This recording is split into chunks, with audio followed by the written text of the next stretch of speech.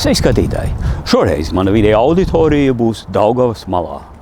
Un skatoties uz Daugavu, varētu uzdot jautājumu, kam tad īsti pieder Daugava? Jeb nedaudz pārfrazējot, kam Latvijā pieder publiskie ūdeņi.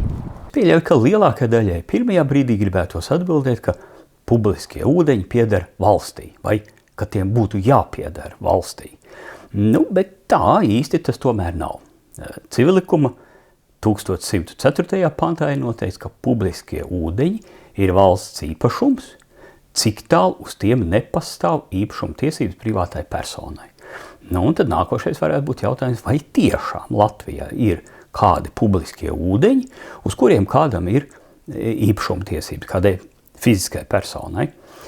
Un par šo jautājumu ir bijusi kāda ļoti interesanta lieta, kad Daugavpils prokuratūra valsts interesēs cēla prasību pret vairākām privātpersonām par 3 ezeriem, jeb daļu no šiem ezeriem. Tie ir Kamenkas, Skirnas un Šķirnatas ezeri.